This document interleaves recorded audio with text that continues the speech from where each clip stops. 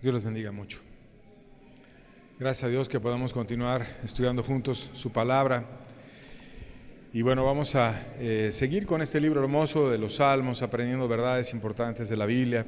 Vamos a pedir a Dios que nos acompañe en esta exposición, como lo ha hecho en alabanza también. Si gustas inclinar tu rostro y pedirle a Dios conmigo.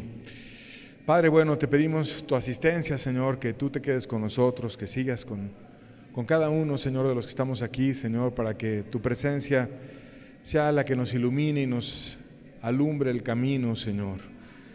Porque queremos encender tu lámpara, porque queremos oír de tus verdades. Enséñanos, Señor, cosas importantes de la vida, Señor. Enséñanos a guardar nuestros corazones, Señor. Líbranos de tentaciones, de envidias, de rivalidades innecesarias, Señor, y háblanos hoy a través de tu palabra, Señor. Amén. Dice la Biblia en el Salmo 37, versos 1 al 4, lo leemos juntos: No te impacientes a causa de los malignos, ni tengas envidia de los que hacen iniquidad, porque como hierba serán pronto cortados y como la hierba verde se secarán. Confía en Jehová y haz el bien, y habitarás en la tierra y te apacentarás de la verdad. Deleítate a sí mismo en Jehová y Él te concederá las peticiones de tu corazón.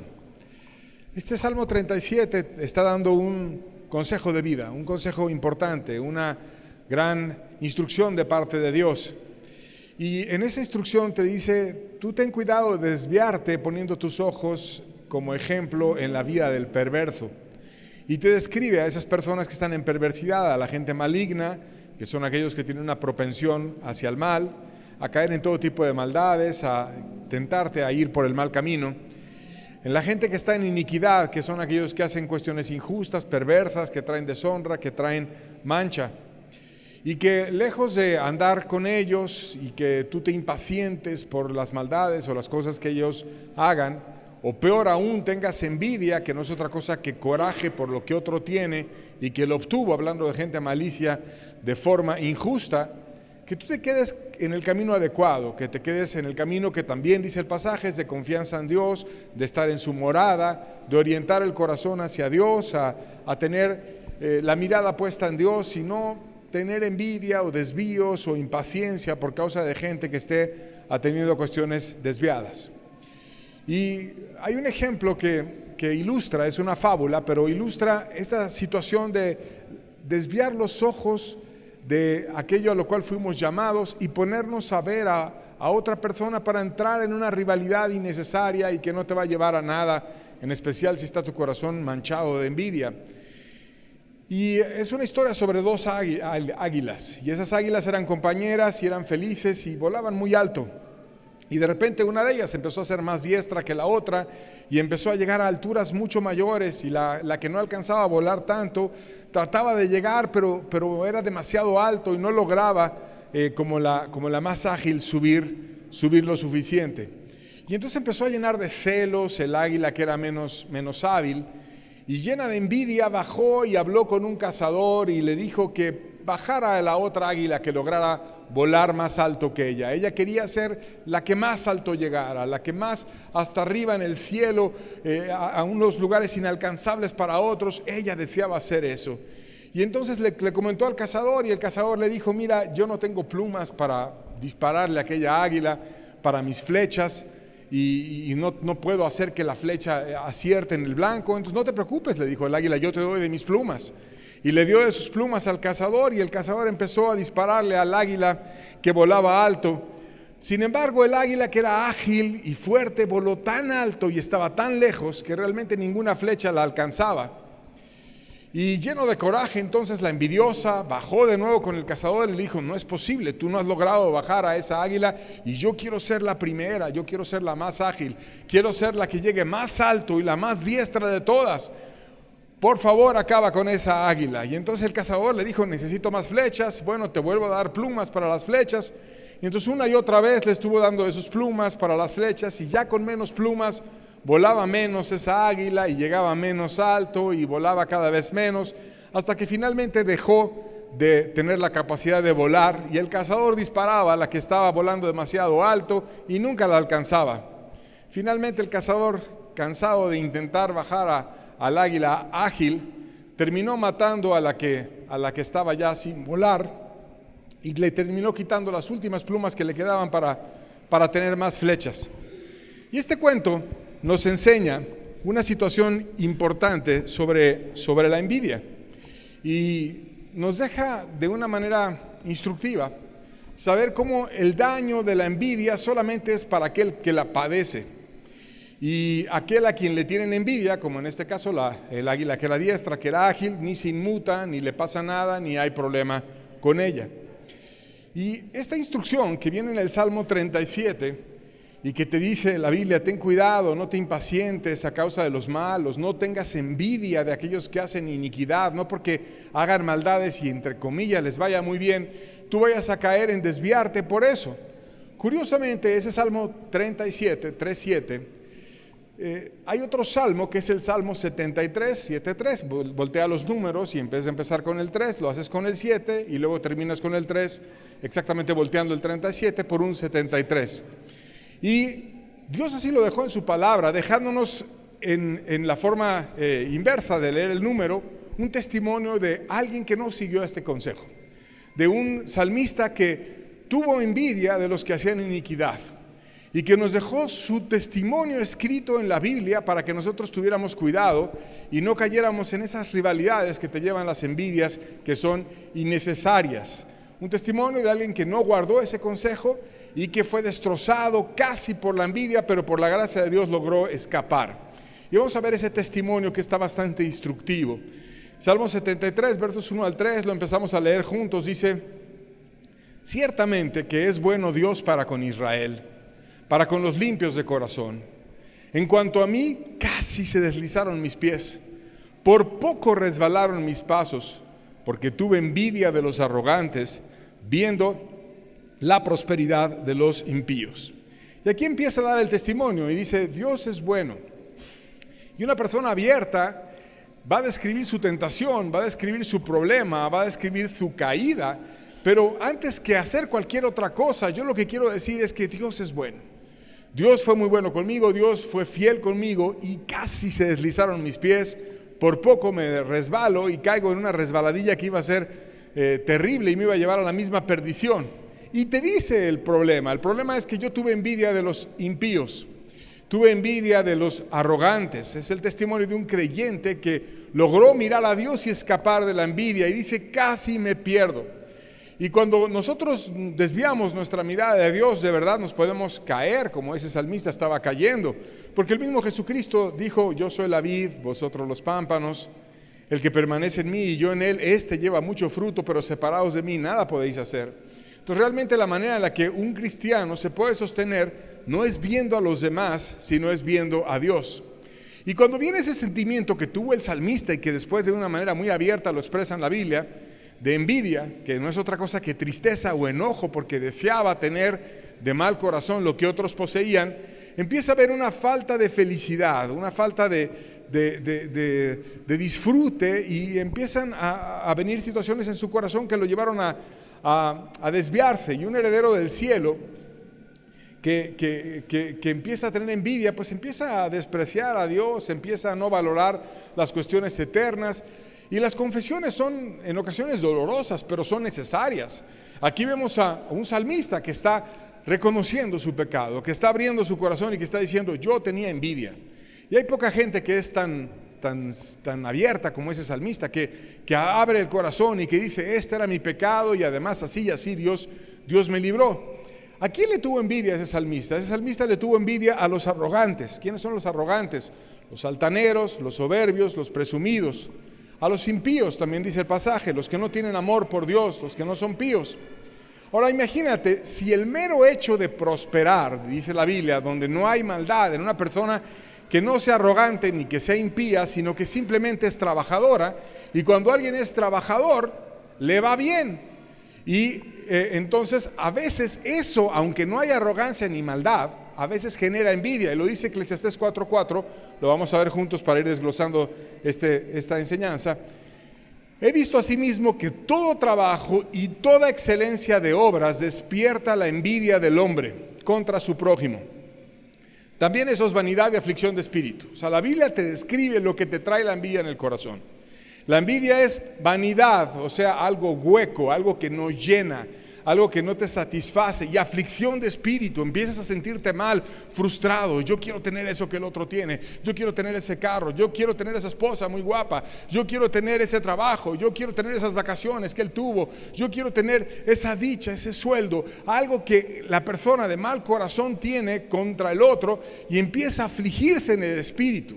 ¿Pero por qué? Porque hubo una excelencia, puede ser a veces por una cuestión económica, o a veces por una excelencia en otra área, porque alguien toca muy bien un instrumento, porque alguien habla muchos idiomas, o porque alguien obtuvo una medalla, o tiene un reconocimiento, o un título, o algún logro académico, una mención honorífica, cualquier cosa que alguien hubiera logrado, un triunfo en las Olimpiadas o en alguna situación que pueda ser de renombre, y otro empiece a tener coraje porque su prójimo ganó algo que él no ganó. Y entonces todo trabajo y todo esfuerzo trae resultados. Pero cuando alguien tiene un mal corazón, empieza a envidiar a aquel que tiene resultados. Y si eso pasa, cuando el que triunfa es simplemente una persona trabajadora y honesta que se esforzó, mucho más viene la tentación cuando el que triunfa no es alguien trabajador y honesto, sino cuando el que triunfa es alguien soberbio, alguien arrogante, alguien violento, alguien malo.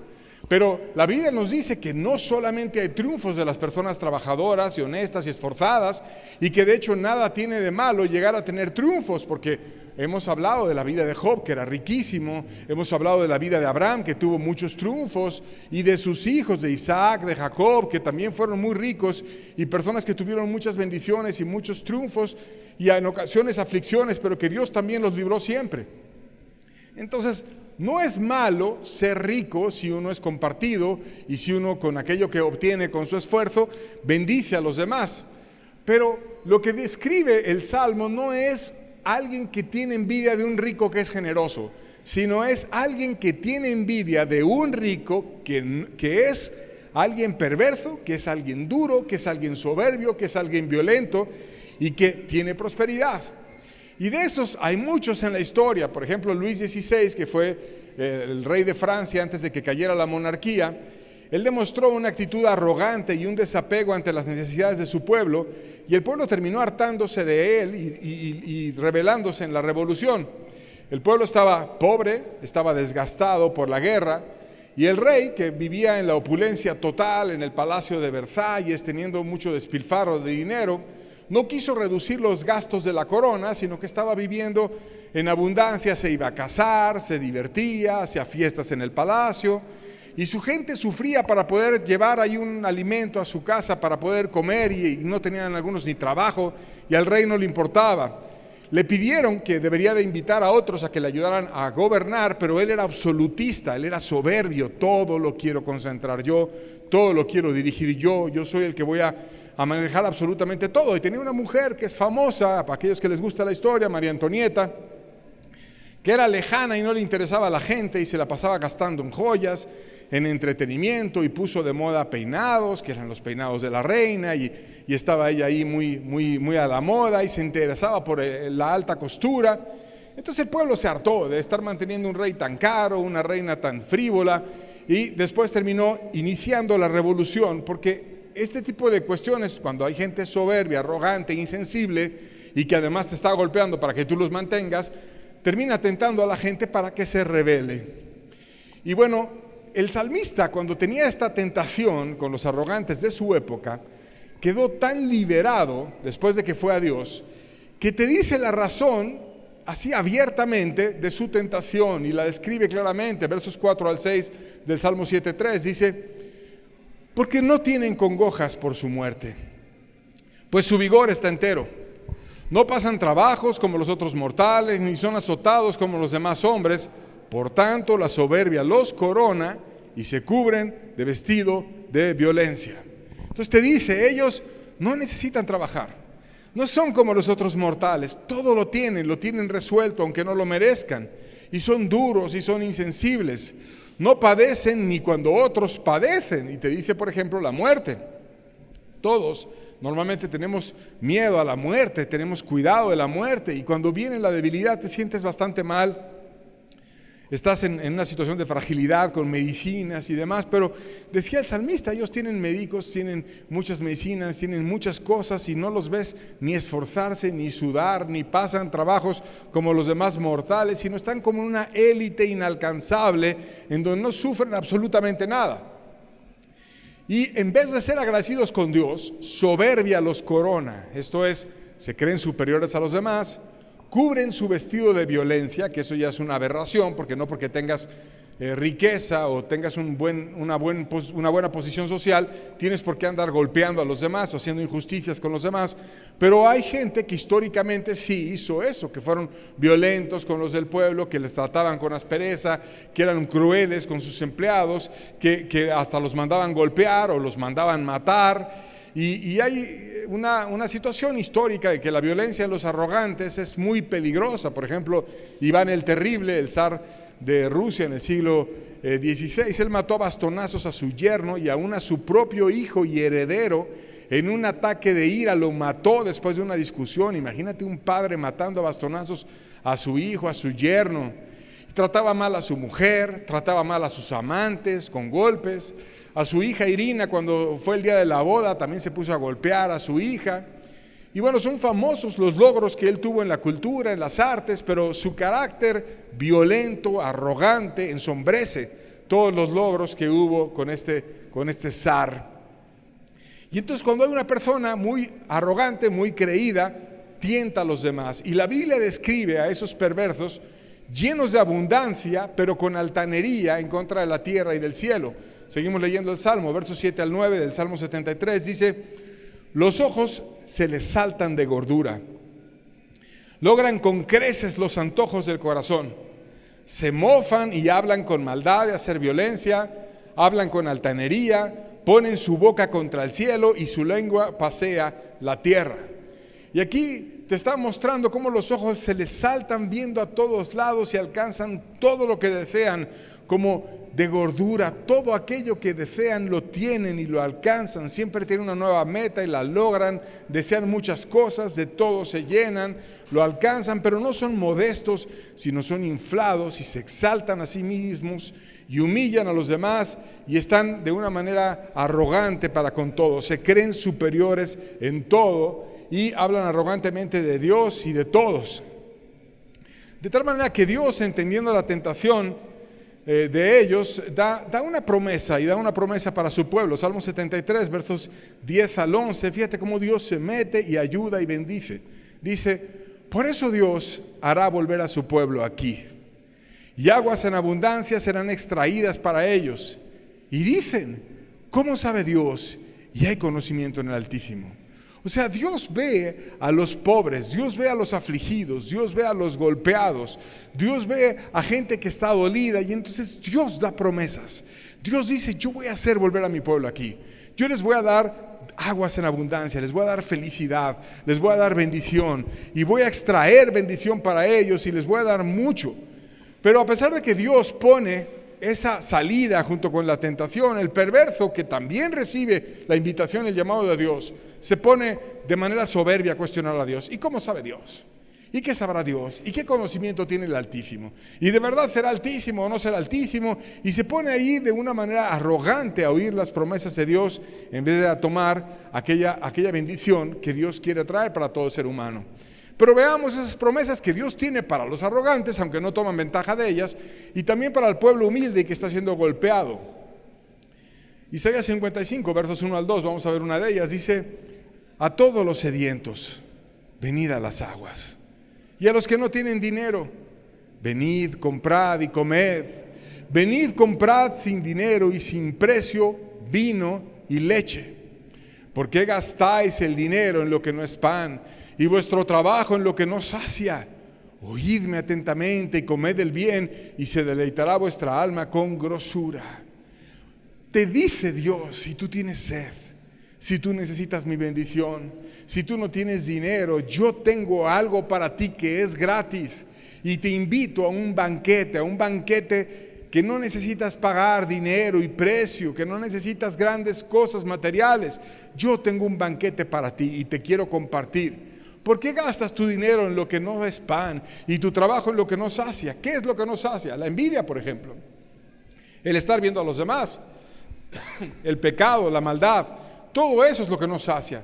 Pero Dios quiere reenfocar el corazón que está desviado en andar criticando a los ricos, en andar pensando en las cosas de este mundo, a las cuestiones eternas. O si en vez de estar frustrados porque no tenemos un carro del año, si en vez de estar frustrados porque no tenemos una casa como otra persona la tiene, o porque no tenemos un sueldo como el que otro lo tiene, o porque no tenemos la salud o la juventud que otro tiene, empezáramos a orientar nuestro corazón en Dios y a tomar de Él la bendición y la fuerza y la paz y la gracia, entonces Él vendría y nos daría un banquete, y si lo oyéramos atentamente comeríamos del bien. El problema es que la gente no oye atentamente a Dios, sino está todo el tiempo en las tentaciones, cayendo y yendo tras de ellas en algo que se vuelve inalcanzable, siendo seducidos por un camino que no te lleva a nada más que estar lleno de afanes y lejos de Dios. Mira cómo Jesús hablaba a los afligidos. Mateo 11, versos 28 al 30, dice: venid a mí todos los que estáis trabajados y cargados, y yo os haré descansar. Llevad mi yugo sobre vosotros y aprended de mí, que soy manso y humilde de corazón, y hallaréis descanso para vuestras almas, porque mi yugo es fácil y ligera mi carga. Cristo es digno, está lleno de poder, lleno de gloria, y Él viene y te invita. ¿Estás trabajado? ¿Estás cargado?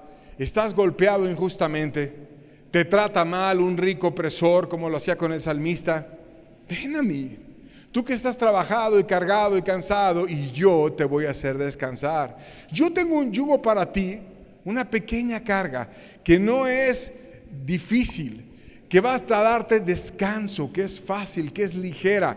No es una carga pesada que no se puede llevar, sino es una carga ligera, bendecida, en la cual Dios viene y te la da y tú puedes andar con Él.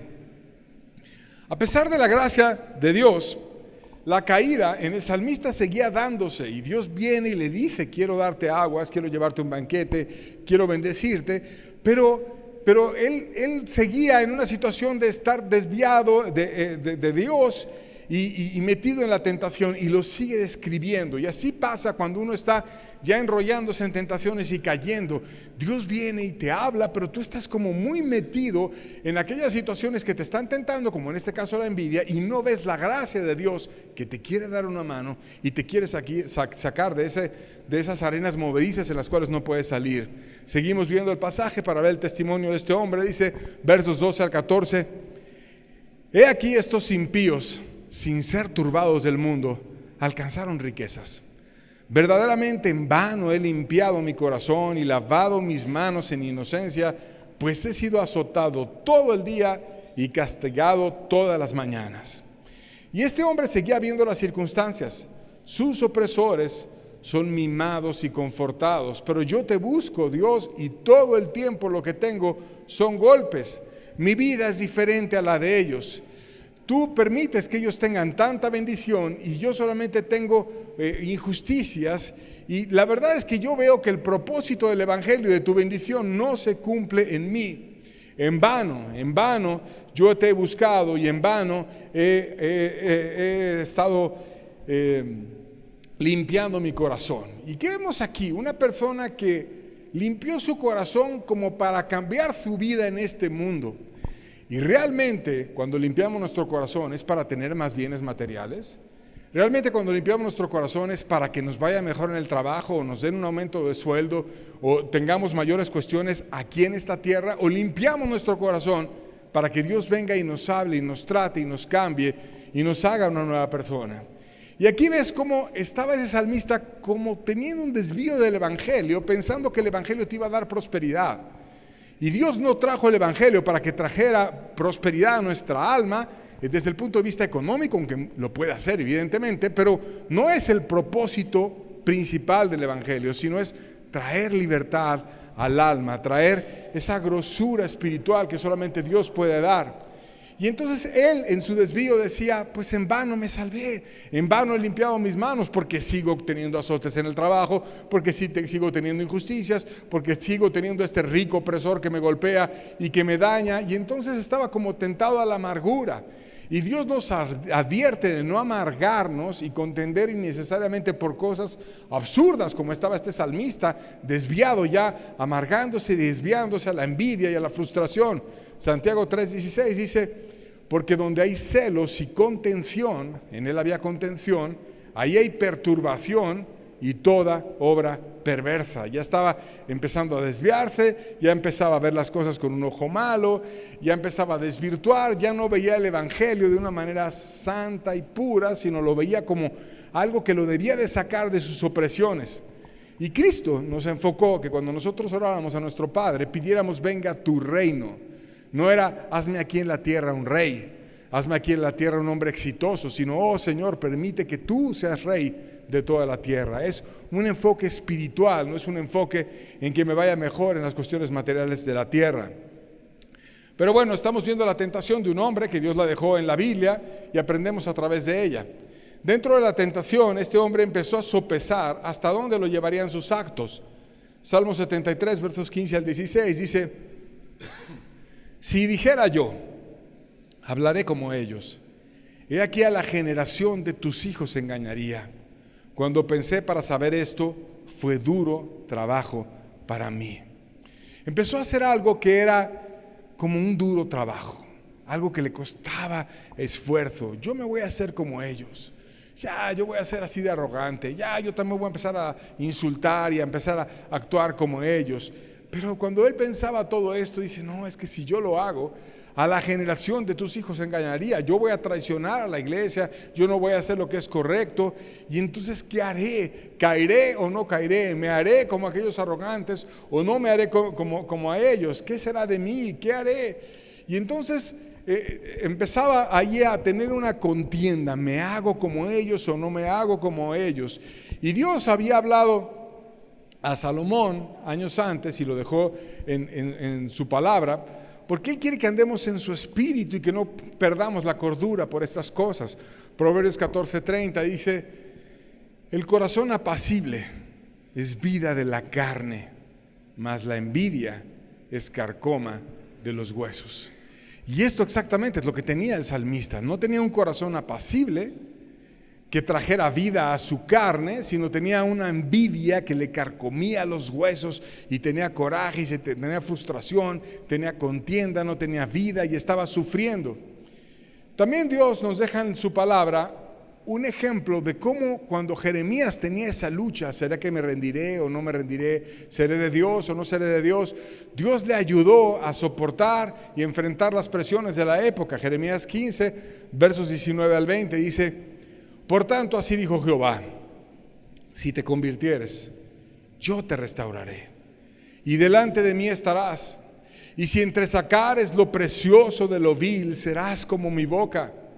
Conviértanse ellos a ti, y tú no te conviertas a ellos, y te pondré en este pueblo por muro fortificado de bronce, y pelearán contra ti, pero no te vencerán, porque yo estoy contigo para guardarte y para defenderte, dice Jehová.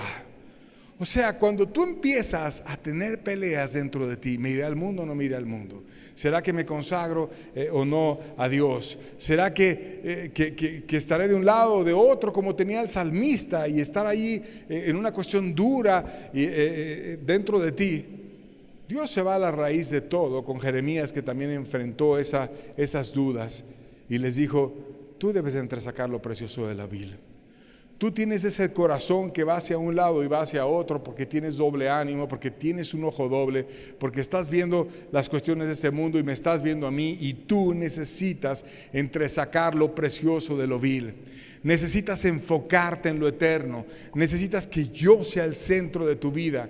Necesitas que en tu corazón lo primero y lo único sea yo, y que camines hacia mí y que no estés con un corazón sesgado hacia mí y hacia el mundo, hacia el pecado, sino que yo sea solamente lo primero en ti. Y Una vez que lo hagas, no importa que vengan todos contra ti y que te quieran opacar y te quieran destruir, yo te voy a poner a ti como un muro fortificado de bronce y van a venir y van a pelear contra ti, pero no van a vencer, porque yo estoy para guardarte y para defenderte. Pero ¿qué te pido a ti? Si te convirtieres, yo te restauraré. Cuando tienes una situación de andar peleando en tu corazón entre dos cosas, será Dios, será el mundo, será este caminar, será este otro caminar, iré hacia Dios o no iré hacia Dios, ¿cuál será el camino correcto, el del mundo o el de Dios? Es porque tú no tienes un corazón convertido, no tienes esa restauración, ese avivamiento, ese enfoque solamente a lo eterno. Y Dios, cuando vio el desvío en su hijo Jeremías, dijo: tú te debes de convertir, tú te debes de convertir, Jeremías. Ya te estás desviando, ya tienes que reenfocar tu corazón a mí. Y vaya que lo hizo ese profeta, porque se consagró de nuevo a Dios y Dios lo levantó con poder y nos dejó libros escritos de la Biblia, el libro de Lamentaciones, el libro de Jeremías, muchos grandes ejemplos de la vida de aquel hombre. Pero pasó esa conversión, esa situación de duda, esa situación de aflicción, de hacia qué lado me voy, para acá o para allá. Dios lo ayudó a Jeremías. Dios te puede ayudar a ti, Dios me puede ayudar a mí. Necesitamos convertirnos y dar el paso y ser de Dios. Dios siempre nos da medios para vencer las tentaciones. 1 Corintios 10, versos 12 y 13 dice: así que el que piensa estar firme, mire que no caiga. No nos ha sobrevenido ninguna tentación que no sea humana, pero fiel es Dios, que no os dejará ser tentados más de lo que podéis resistir, sino que dará también juntamente con la tentación la salida para que podáis soportar. Ten cuidado de no caer y recuerda que para que no caigas, Dios siempre va a poner al lado de la aflicción una salida. Dios es fiel. Cuando tengas una tentación a lo que sea, en este caso estamos hablando de una tentación a la envidia, pero no son las únicas tentaciones, puede ser al materialismo, a una cuestión sexual, a una cuestión de amargura, a una cuestión de una obra de la carne, de un pecado, de una arrogancia, de una maldad, cualquiera tentación. Dios viene y te pone al lado de la tentación la salida, y nunca va a haber una tentación que sea tan grande que tú no puedas soportar. Dios te va a dar al lado de la tentación la salida. Por lo tanto, ¿qué debemos hacer? Buscar la salida. ¿Y cuál era la solución? La solución no estaba en la fuerza del salmista, la solución estaba donde siempre ha estado. ¿Y dónde está la solución para vencer la tentación? El Salmo 73, lo seguimos leyendo, nos dice la solución. Versos 17 al 18: hasta que entrando en el santuario de Dios, comprendí el fin de ellos. Ciertamente los has puesto en deslizaderos, en asolamientos los harás caer. En la morada de Dios, el santuario de Dios, el lugar donde Dios está, ahí es donde vences todo. Hasta que entrando en el santuario de Dios, donde Dios vive, donde Dios mora, yo comprendí el fin de ellos. Ellos están en un deslizadero, están junto a un juicio que en cualquier momento se les puede venir y van a terminar cayendo. ¿Qué harán el día que venga Dios en el juicio final y se levante un pobre y diga a Dios: mira, este pobre con poquito cuánto amó? Este pobre que no tenía dinero, ¿cómo repartió de lo poquito que tenía? Mira esta mujer que no tenía salud, pero que ella cosía y ayudaba y compartía con su poquita fuerza a cuantos, y que estaba orando y que estaba intercediendo. Y tú a lo mejor que tuviste tanta fuerza, tanta bendición, tanta riqueza, en vez de ir a amar a los demás, te pusiste a patearlos, a golpearlos, a ser arrogante. ¿Qué salida va a tener el rico arrogante el día que Dios venga y lo juzgue? Entonces Dios los ha puesto en deslizaderos. Va a llegar un momento en el que tanta bendición que recibieron aquí en la tierra va a ser su peor escudo el día que Dios venga y los llame, y van a decir: qué bárbaro Dios, como otros con mucho menos te amaron, y yo que tuve tanto no hice absolutamente nada por ti. Y entonces él lo entendió, fue con Dios y le recordó a Dios: yo los voy a juzgar. Yo no he olvidado ninguna de las bendiciones que les he dado. Yo recuerdo todos sus gritos, yo recuerdo todas sus injusticias, yo recuerdo todos los golpes que te han dado y todas las maldades y a las personas que han matado, y yo los voy a juzgar. Y tú no tienes por qué tener envidia de ellos. Recapacitó en casos el salmista en donde ya había pasado este asunto de que Dios los juzgaba y que por ende iba a volver a ocurrir, y esto ayudó a aumentar la claridad del salmista sobre el asunto. Y vamos a ver los versos 19 al 20 del Salmo 73. ¿Cómo han sido asolados de repente? Perecieron, se consumieron de terrores, como sueño del que despierta. Así, Señor, cuando despertares, menospreciarás su apariencia. De repente la riqueza se acaba. De repente la riqueza es su gran debilidad. Los ricos arrogantes y soberbios que se cubren con violencia y golpean al débil, tienen un sueño breve de grandeza. La tierra es el único lugar donde ese arrogante y violento tiene, entre comillas, su cielo. Porque cuando venga el más allá, o cuando Dios les quite esa breve vida que tienen, de repente fueron asolados, perecieron y fueron consumidos de terrores. Su alma ya no tenía abundancia, su alma ya no tenía paz. Llegaron terrores a su alma y empezaron a desvanecerse por completo.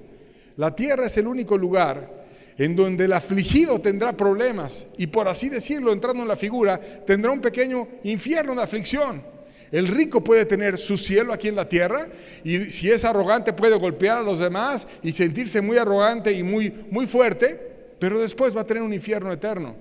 Y el pobre o el afligido puede tener, entre comillas, un pequeño infierno aquí en la tierra, donde soporta los golpes del otro, donde está recibiendo injusticias, donde está recibiendo cuestiones que no son adecuadas, que son malas, golpes, violencia, a lo mejor que le robaban, que le hacían mal, pero en la eternidad va a tener a Dios que le consuele por siempre. Y cómo fueron asolados de repente, cómo de repente se les acabó el sueño, Dios les quitó la vida y se llenaron de terrores. Quedó tan libre el salmista que describe su tentación con todo detalle, y lo describe sin nada de pena, y lo dejó ahí hasta con su nombre, para que nosotros leyéramos esa tentación de aquel hermano y dijéramos: Dios, ¿cuánto me enseñaste como a él le enseñaste? Ayúdame a aprender a vencer la tentación como él la venció también. Salmo 73, versos 21 al 23 dice: se llenó de amargura mi alma y mi corazón sentía punzadas. Tan torpe era yo que no entendía. Era como una bestia delante de ti. Con todo, yo siempre estuve contigo y tú me tomaste de la mano derecha. De nuevo te describe la tentación.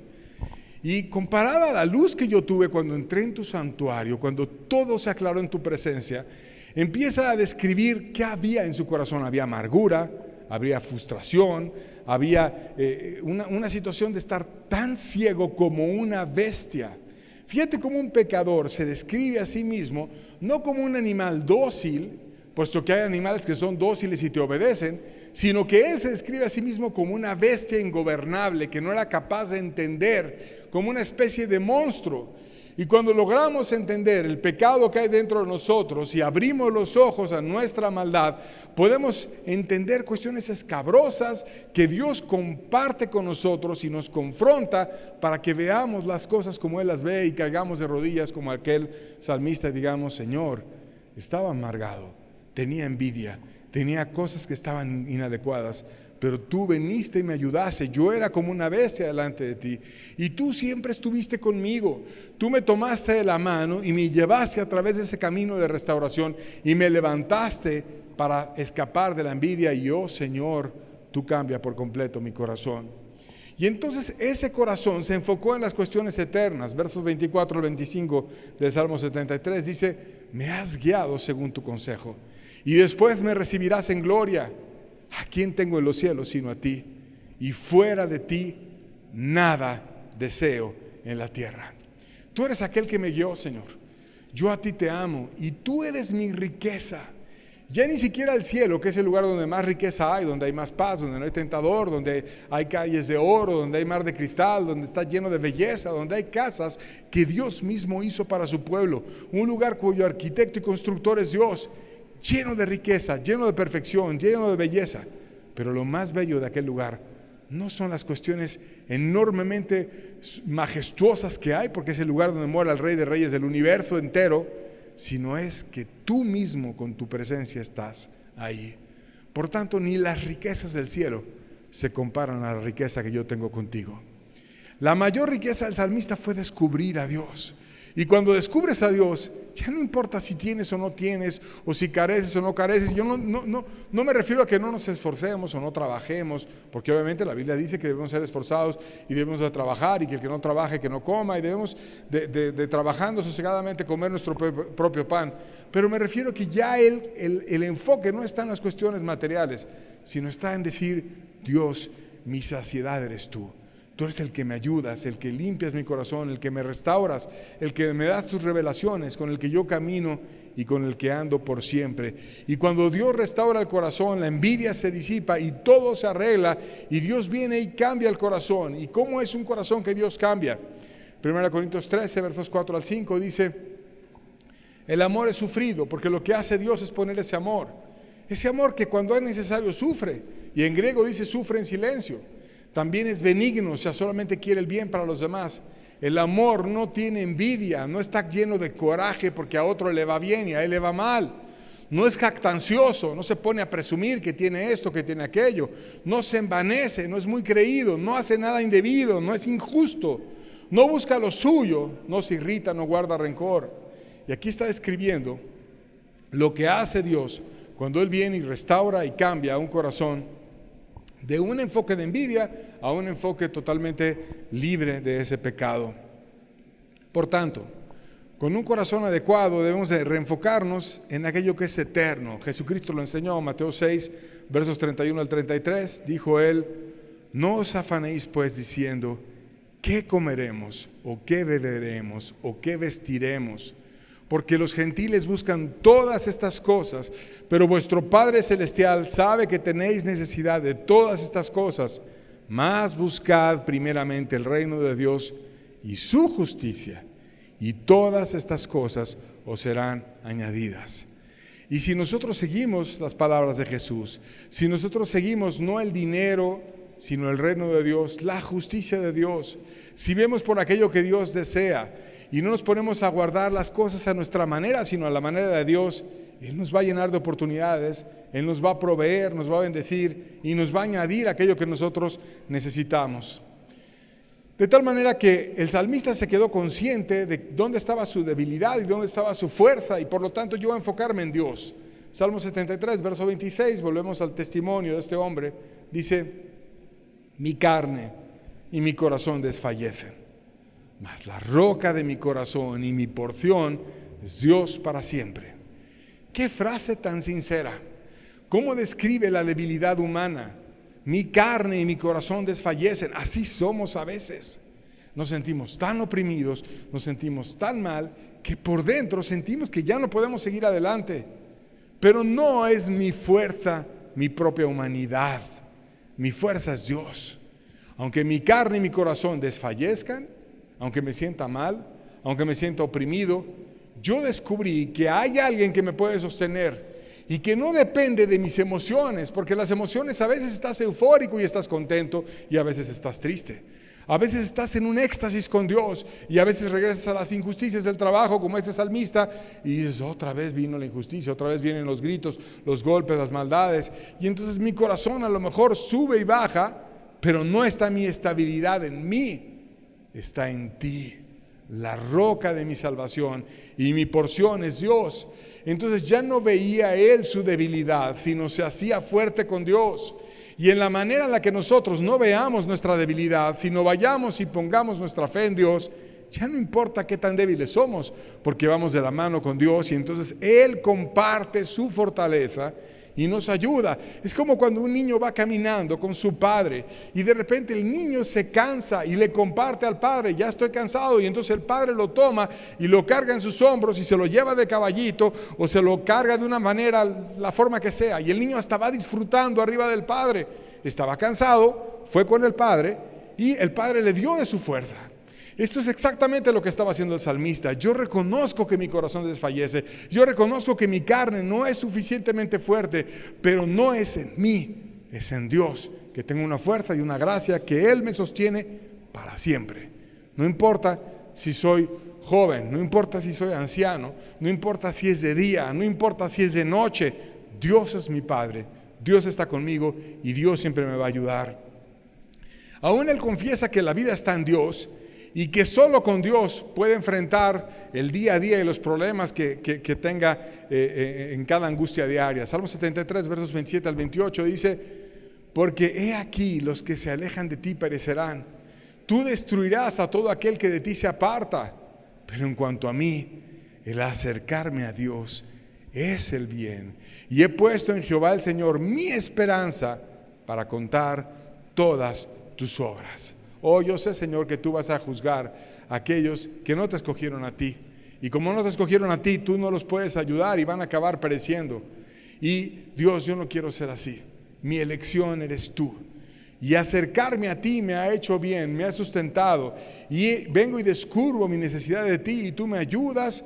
Y entonces me motivas a tener nuevos acercamientos para obtener nuevas glorias, porque he puesto en el Señor mi esperanza para contar todas tus obras.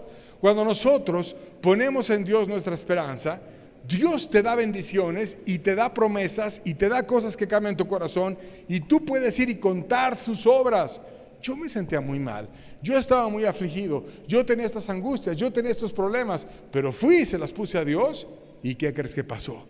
Dios hizo esto, Dios hizo lo otro, Dios me tomó, Dios me libró, Dios me mandó este problema y luego me mandó esta respuesta y me ayudó y me hizo fuerte y ahora empecé a cambiar. Y entonces pones en Dios tu esperanza y cuentas sus obras. Oh, si nosotros quitáramos la esperanza del hombre, quitáramos la esperanza de nuestras fuerzas, quitáramos la esperanza del dinero, quitáramos la esperanza de cuestiones que realmente no son esperanza y pusiéramos nuestro corazón en Dios, Él nos daría fuerza y nos daría testimonios para ir y contar sus obras. Esto hizo Dios con el salmista y esto quiere hacer Dios contigo.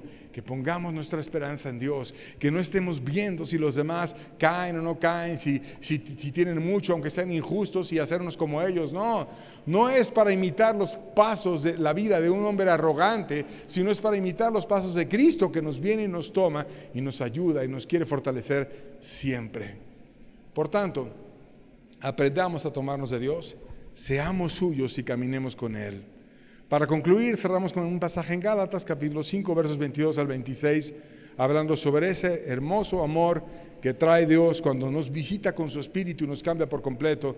Dice: mas el fruto del Espíritu es amor, gozo, paz, paciencia, benignidad, bondad, fe, mansedumbre, templanza. Contra tales cosas no hay ley. Porque los que son de Cristo han crucificado de la carne con sus pasiones y deseos. Y si vivimos por el Espíritu, andemos también por el Espíritu. No nos hagamos vanagloriosos, irritándonos unos a otros y envidiándonos unos a otros.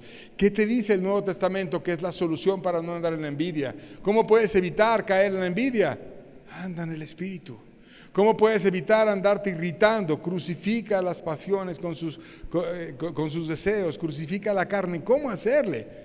Anda en el Espíritu, ve con Dios, tómate de su mano y Él va a producir en ti frutos diferentes, frutos de amor, de gozo, de paz, de paciencia. Él produce un cambio en el corazón, un cambio que no es fingido, un cambio que es real y un cambio que solo Dios puede traer a cada uno de nosotros y que además lo necesitamos. Entonces andemos con Dios, apoyémonos en Dios, seamos de Dios y caminemos con Él. Amén. Muy bien, pues con esto terminamos el mensaje de hoy.